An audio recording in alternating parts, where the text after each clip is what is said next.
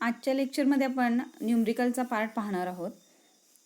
Numerical पाहण्या अगोदर आपल्याला कंडिशन्स ह्या माहीत पाहिजेत. 3 कंडिशन्स ज्या आहेत लास्टच्या लेक्चरमध्ये पाहिलेल्या आहेत. IP = KSP अशी कंडिशन असेल तर सोल्युशन हे सॅच्युरेटेड असतं आणि सोल्युबिलिटी इक्विलिब्रियम तिथे एक्झिस्ट होत असतं. When IP is greater than KSP, solution is supersaturated and hence precipitation of the compound will occur. And third condition is IP is less than KSP अशी condition असेल तर solution is unsaturated and precipitation will not occur. अशा पद्धतीनं ह्या 3 conditions आपण पाहिलेल्या आहेत. Then next problem 3.11. A solution is prepared by mixing equal volumes of 0.1 molar MgCl2 and 0.3 molar Na2C2O4 at 293 Kelvin. Would MgC2O4 precipitate out? KSP of MgC2O4 at 293 Kelvin is 8.56 into 10⁻⁻⁵. आता इथं आपल्याला ह्या 3 कंडिशन्सवर आपण पाहिलेल्या आहेत. त्यातली कंडिशन ही जी आहे कोणती अप्लाय इथं झालेली आहे, कोणती आपल्याला कंडिशन पाहायला मिळते ते पाहायचं आहे. प्रेसिपिटेशन ऑकर होतो की नाही ते पाहायचं आहे. त्याच्या अगोदर जो डाटा दिलेला आहे प्रॉब्लेममध्ये तो पाहूया. आता इथं कॉन्सन्ट्रेशन 2 जे कंपाऊंड आहेत त्यांचं कॉन्सन्ट्रेशन दिलेलं आहे. MgCl2 magnesium chloride and sodium oxalate ह्या दोन्हीचं कॉन्सन्ट्रेशन दिलेलं आहे. आता हे दोन्ही कंपाऊंड्स काय केलेले आहेत त्यांचं सोल्युशन मिक्स केलेलं आहे. इक्वल व्हॉल्यूम्स सोल्युशनचं काय केलेलं आहे मिक्स केलेलं आहे. पण कॉन्सन्ट्रेशन कसं आहे डिफरंट आहे. दोन्हीही सोल्युशनचं कॉन्सन्ट्रेशन जे आहे डिफरंट आहे. एकाचं कॉन्सन्ट्रेशन 0.1 आहे आणि दुसऱ्याचं कॉन्सन्ट्रेशन 0.3 मोलर इतकं आहे. आणि ह्याच्यापासून आपल्याला काय मिळालेलं आहे MgC2O4 मॅग्नेशियम ऑक्झॅलेट हा याचं सोल्युशन आपल्याला मिळालेलं आहे. आणि ह्या सोल्युशनमध्ये PPT फॉर्म होतो की नाही ते सांगायचं आहे. ठीक आहे. KSP of magnesium oxalate at 293 kelvin इथं दिलेलं आहे 8.56 into 10⁻⁵. आता एक गोष्ट इथं लक्षात घेण्यासारखी आहे. ज्यावेळी इक्वल व्हॉल्यूम्स आपण मिक्स करतो सोल्युशनचे त्यावेळी काय होतं व्हॉल्यूम डबल होतो आणि त्यावेळी कॉन्सन्ट्रेशन हे हाफ होतं. इनिशियल कॉन्सन्ट्रेशनच्या अर्ध हे कॉन्सन्ट्रेशन त्या आयनचं होत असतं. आता MgCl2 यामध्ये Mg2+ कॉन्सन्ट्रेशन हे जे आहे ते इथं न्यूमरिकलमध्ये 0.1 मोलर इतकं दिलेलं आहे. आणि हे दोन्ही सोल्युशन मिक्स केल्यानंतर मी सांगितल्याप्रमाणे इथं कॉन्सन्ट्रेशन 0.1च्या ऐवजी किती होतं आहे हाफ होतं आहे म्हणजे 0.05 मोल पर लिटर इतकं कॉन्सन्ट्रेशन Mg2+ ह्या आयनचं होतं आहे. देन नेक्स्ट ऑक्झॅलेट आयन हे जे आहे त्याचं कॉन्सन्ट्रेशन इथं दिलेलं आहे 0.3 मोलर कॉन्सन्ट्रेशन तेही हाफ होणार आहे. किती होते पहा 0.15 मोल पर लिटर इतकं होतं आहे. These ions would react to form sparingly soluble salt MgC2O4 in accordance with reaction. हे दोन्ही सोल्युशन मिक्स केल्यानंतर काय होतं स्पॅरिंगली सोल्युबल सॉल्ट इथं फॉर्म होतं मॅग्नेशियम ऑक्झॅलेट.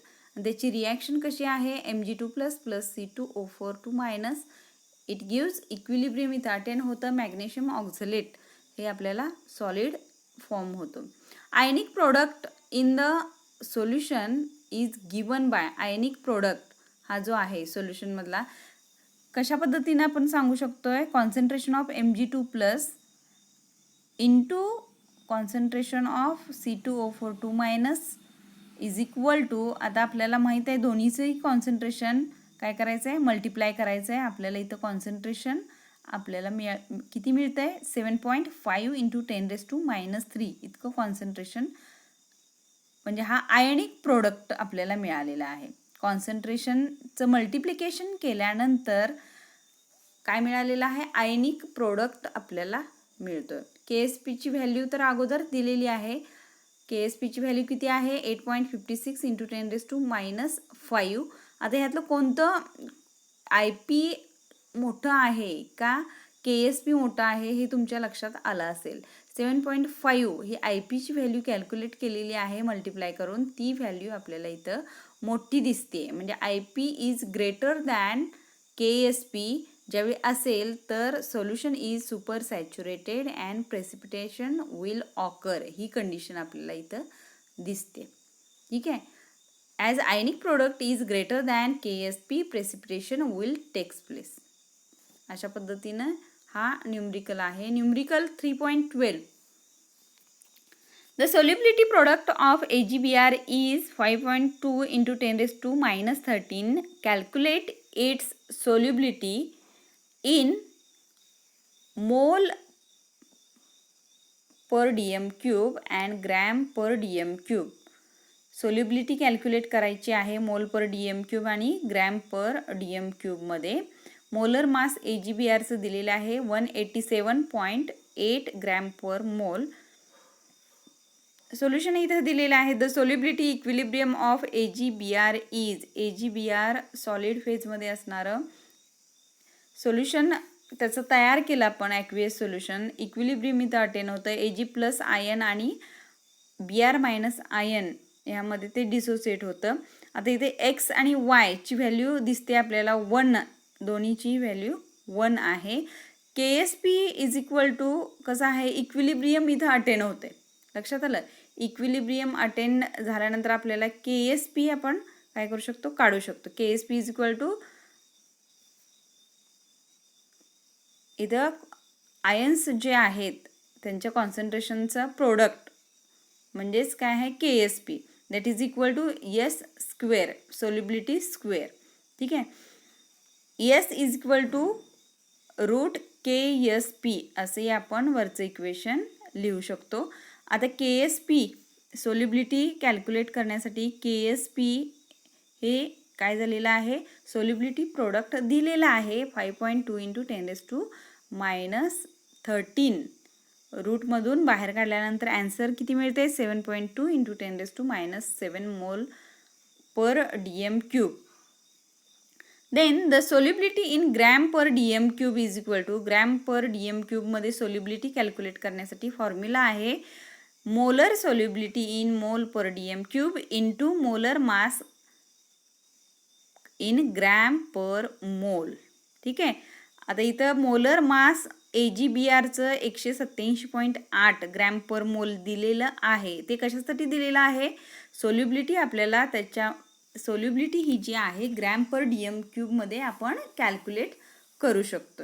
याच्यासाठी हे दिलेलं आहे. मोलर सोल्युबिलिटी ही जी आहे ती वरती कॅल्क्युलेट केलेली आहे 7.2 into 10 raise to minus 7 mole per dm cube into molar मास जे आहे 187.8 ग्रॅम पर मोल.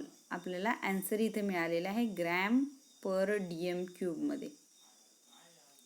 लक्षात आलं. मोल आणि पर मोल इथं कॅन्सल होतं आणि ग्रॅम पर dm क्यूबमध्ये आपल्याला सोल्युबिलिटी मिळते. Then next problem 3.13. If 20 cm cube of 0.050 molar BaNO3 twice are mixed with 20 cm cube of 0.020 molar NaF, will BaF2 precipitate, BaF2 हे precipitate होणार की नाही ते विचारलंय. KSP ची व्हॅल्यू दिलेली आहे. BaF2 is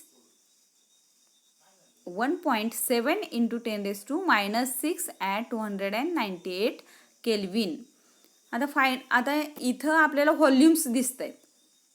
volume 20 cm cube, दोन्ही सोल्युशनचं व्हॉल्यूम किती आहे, इक्वल आहे, 20 cm क्यूब इतका आहे. आणि कॉन्सन्ट्रेशन सुद्धा दिलेलं आहे. कॉन्सन्ट्रेशन किती दिलेलं आहे, बेरियम नायट्रेटचं कॉन्सन्ट्रेशन 0.050 दिलेलं आहे. आता दोन्हीचा इक्वल व्हॉल्यूम असेल, पहिला न्यूमरिकल आपण पाहिलेला आहे, इक्वल व्हॉल्यूम असेल तर कॉन्सन्ट्रेशन हाफ होतं असं सांगितलेलं आहे. तेच इथं दिलेलं आहे बघा. बेरियम नायट्रेट हे जे आहे त्याचं कॉन्सन्ट्रेशन हाफ केल्यानंतर किती होतं, 0.025 मोलर इतकं कॉन्सन्ट्रेशन होतं. म्हणजे हे करण्याची काही आवश्यकता नाही. न्यूमरिकलमध्ये 20 cm³ हा व्हॉल्यूम दिलेला आहे, त्यामुळं इथं कॉन्सन्ट्रेशन अदरवाईज आपण 20/40 असं केलं तर 1/2च होतं. ठीक आहे, म्हणजे कॉन्सन्ट्रेशनला आपण 2 डिवाइड केल्यानंतर कॉन्सन्ट्रेशन हाफ मिळतं, कारण इक्वल व्हॉल्यूम्स इथं सोल्युशनचे घेतलेले आहेत, त्यामुळे कॉन्सन्ट्रेशन हाफ होतं. व्हॉल्यूम डबल, कॉन्सन्ट्रेशन काय होतं, हाफ होतं. इथं NaFचं सुद्धा कॉन्सन्ट्रेशन किती झालं आहे, 0.010 मोलर, 0.010 मोलर. ठीक आहे. नेक्स्ट कॉन्सन्ट्रेशन ऑफ Ba2+, इथं आपण कॅल्क्युलेट वरती केलेलं आहे, तेच कॉन्सन्ट्रेशन जे आहे ते इथं आपल्याला दिसतंय. ठीक आहे. हेन्स आयनिक प्रोडक्ट ऑफ BaF2चा आयनिक प्रोडक्ट रिॲक्शन ही तुमच्या लक्षात आली असेल, कशा पद्धतीने ही रिॲक्शन इथं होते. IP ionic product is equal to Ba2+, concentration of Ba2+ into concentration of F-2. ठीक आहे. आपल्याला इथं IP मिळालेला आहे, KSP न्यूमरिकलमध्ये दिलेला आहे. KSP हा इथं आपल्याला लहान दिसतोय, कमी दिसतोय. ठीक आहे, IP पेक्षा KSP कमी दिसतोय आणि IP इथं जास्त आहे. KSP is less than IP, किंवा आपण काय म्हणू शकतो, IP is greater than KSP. Ionic product in the solution is greater than KSP, hence BaF2 will precipitate from the solution. अशा पद्धतीने थर्ड न्यूमरिकल, तिन्ही न्यूमरिकल्स झालेले आहेत. पेज नंबर 59 वरती ही न्यूमरिकल्स आहेत, ते एकदा पाहायचे तुम्ही. Then common ion effect, can you recall मध्ये क्वेश्चन्स काही विचारलेले आहेत. Which reagent are used to precipitate first काय सांगितलेलं आहे, ग्रुप सेकंडसाठी कोणता रिएजंट तुम्ही यूज करणार आहे PPT आणण्यासाठी, तर H2S गॅस आणि डायल्यूट HCl हे 2 रिएजंट आपल्याला इथं ग्रुप सेकंडसाठी यूज करावे लागतात, तरच आपल्याला ग्रुप सेकंडची PPT इथं मिळते. ग्रुप सेकंडमध्ये Cu2+ आयन असतो, त्याची PPT आपल्याला मिळते.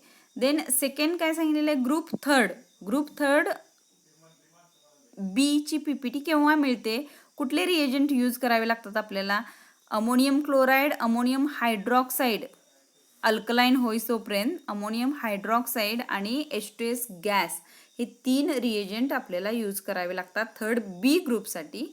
आणि थर्ड A ग्रुपसाठी आपल्याला NH4Cl आणि NH4OH टिल अल्कलाईन हे 2 रिएजंट यूज करावे लागतात. म्हणजे अमोनियम क्लोराईड, अमोनियम हायड्रॉक्साईड हे रिएजंट इथं यूज करावे लागतात. लक्षात आलं. ग्रुप सेकंडसाठी काय सांगितलं मी, H2S गॅस आणि HCl. ग्रुप थर्ड B साठी NH4Cl, NH4OH आणि H2S गॅस. आणि ग्रुप थर्ड A साठी अमोनियम क्लोराईड आणि अमोनियम हायड्रॉक्साईड. ठीक आहे. देन कॉमन आयन म्हणजे काय, कॉमन आयन इफेक्ट कशाला म्हणतात. Consider a solution of weak acid CH3COOH. Weak acid म्हटल्यानंतर तुमच्या डोळ्यासमोर फक्त ॲसिटिक ॲसिड आलं पाहिजे, कारण आपल्याला टेक्स्टबुकमध्ये ॲसिटिक ॲसिडचंच बऱ्यापैकी एक्झाम्पल, वीक ॲसिड जिथं आलेलं आहे तिथं ॲसिटिक ॲसिडचं एक्झाम्पल दिलेलं आहे. ठीक आहे. Consider a solution of weak acid acetic acid and its soluble ionic salt sodium acetate. आता दोन्ही जे वीक ॲसिड आहे आणि वीक ॲसिडचं सॉल्ट जे आहे स्ट्रॉंग बेस बरोबरचं, त्यांचं डिसोसिएशन कशा पद्धतीनं होतं ते इथं रिॲक्शनमध्ये दाखवलेलं आहे. आता वीक ॲसिड जे आहे ते डिसोसिएट होतं त्याच्या आयन्समध्ये, ॲसिटेट आयन आणि हायड्रोनियम आयन, आपल्याला हायड्रोजन आयन इथं मिळतोय. ठीक आहे. आता इथं फॉरवर्ड आणि बॅकवर्ड रिॲक्शन 2 आपल्याला इक्विलिब्रियम अटेंड झालेलं दिसतंय. आता फॉरवर्ड रिॲक्शन जी आहे ती काय दाखवतंय, डिसोसिएशन, आयनचं डिसोसिएशन. म्हणजे ॲसिटिक ॲसिड हे वीक ॲसिड आहे, ते 2 आयन्समध्ये डिसोसिएट झालेलं, विभागलं गेलेलं आपल्याला दिसते. विभागणं म्हणजेच आपण काय म्हणतो त्याला डिसोसिएट होणं.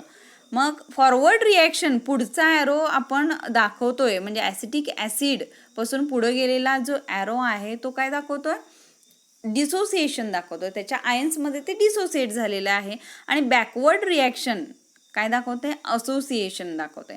आता वीक इलेक्ट्रोलाइट आहे म्हटल्यानंतर तो काय होतो, फॉरवर्ड रिॲक्शन जी आपल्याला दिसते ती काय होते, वीक इलेक्ट्रोलाइट असल्यामुळं, वीक ॲसिड हे असल्यामुळं काय होतं, पार्शली डिसोसिएट हे ॲसिड होतं, स्लाइटली डिसोसिएट हे ॲसिड होतं. म्हणजे 95 ॲज्युम करूया 95% काय होणार आहे, त्याचं असोसिएशन होणार आहे आणि 5% फक्त डिसोसिएट. म्हणजे वरच्या ॲरोवरती आपण काय लिहिणार, 5% डिसोसिएट झालं, म्हणजे आयन्स 5% तयार झाले आणि 95% ते काय होतं, असोसिएट होतं. लक्षात आलं. देन सोडियम ॲसिटेट हे काय आहे, स्ट्रॉंग इलेक्ट्रोलाइट आहे. ते कशा पद्धतीनं डिसोसिएट होतं, सोडियम ॲसिटेट गिव्ज, आता इथं सिंगल ॲरो का दाखवलेला आहे लक्षात आलं असेल, इक्विलिब्रियम इथं अटेंड होत नाही किंवा ॲसिटेट आयन आणि Na+ आयन परत कंबाईन होत नाहीत. स्ट्रॉंग इलेक्ट्रोलाइट सोडियम ॲसिटेट असल्यामुळं ते कम्प्लिटली डिसोसिएट होतो, ऑलमोस्ट कम्प्लिटली डिसोसिएट होतं. 99% और 100% ते काय होतं, डिसोसिएट होतं त्याच्या आयन्समध्ये. लक्षात आलं. आता या दोन्ही रिॲक्शनमध्ये आपल्याला ॲसिटेट आयन हा जो आहे CH3COO- हे 2 आयन कॉमन दिसत आहेत. लक्षात आलं. आता हे ॲसिटेट आयन कॉमन दिसतात. Both the acid and the salt produce acetate ion in the solution. Sodium acetate dissociate completely, आत्तापर्यंत मी सांगितलेलं तेच इथं खाली दिलेलं आहे बघा. Therefore it provides high concentration of acetate ion. Completely sodium acetate हे डिसोसिएट झाल्यामुळं आपल्याला हे CH3COO- सेकंड रिॲक्शनमध्ये प्रोड्यूस होणारे जे ॲसिटेट आयन आहेत ते आपल्याला मॅक्झिमम मिळतात. म्हणजे त्याचं कॉन्सन्ट्रेशन इथं काय असतं, जास्त असतं. लक्षात आलं.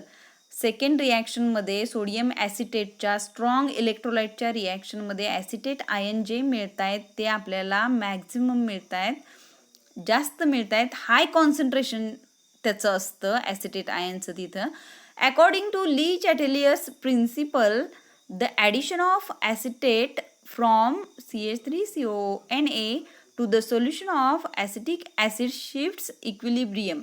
म्हणजे हे इक्विलिब्रियम इथं हाय कॉन्सन्ट्रेशन ॲसिटेट आयनचं असल्यामुळं सोडियम ॲसिटेटच्या रिॲक्शनमध्ये इक्विलिब्रियम काय होतं, शिफ्ट होतं बॅकवर्ड साईडला, किंवा आपण काय म्हणतो लेफ्ट साईडला इक्विलिब्रियम इथं काय होतं, शिफ्ट होतं.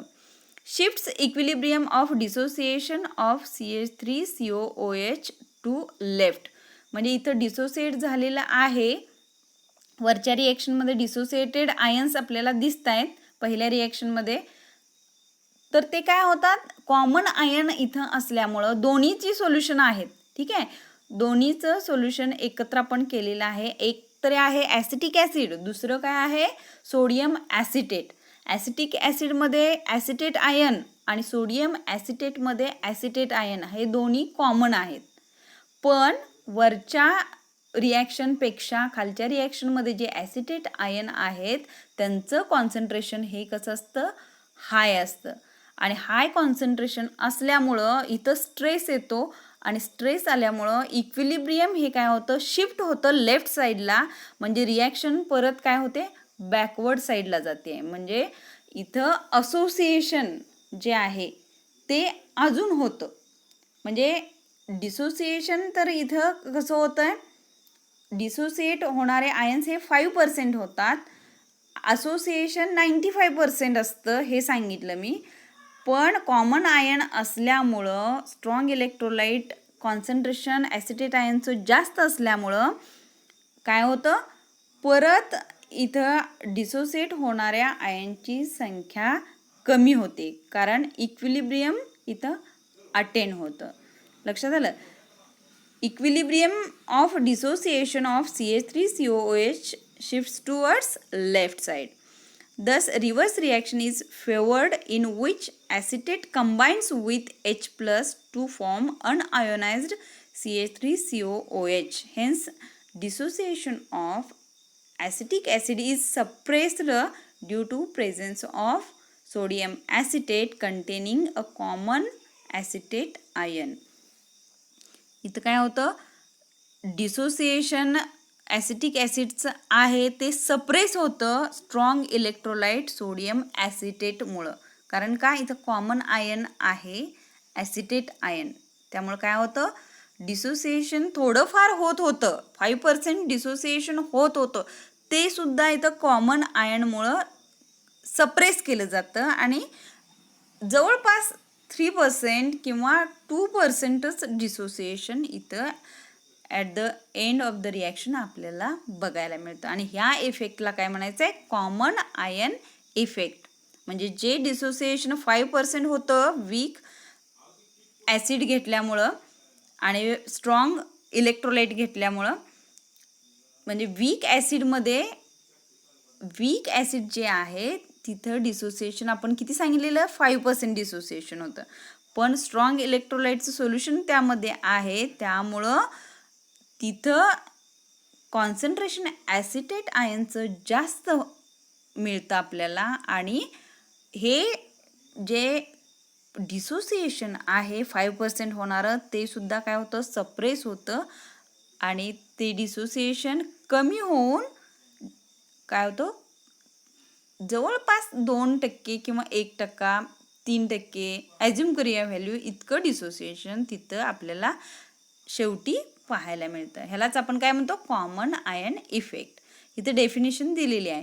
The common ion effect states that the ionization of weak electrolyte is suppressed in presence of a strong electrolyte containing an ion common to the weak electrolyte.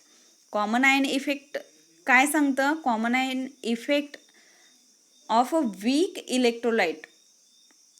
Common ion effect states that the ionization of weak इलेक्ट्रोलाइटचं ionization जे होत असतं ते काय होतं, suppress होतं, कमी होतं, डिक्रीज होतं.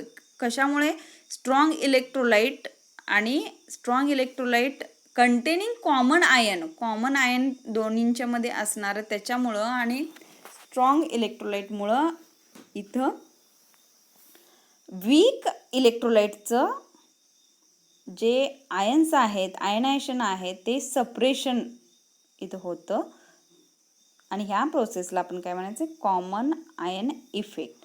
इथं ली चॅटेलियर्स प्रिन्सिपल थोडक्यात दिलेला आहे रिमेंबरमध्ये.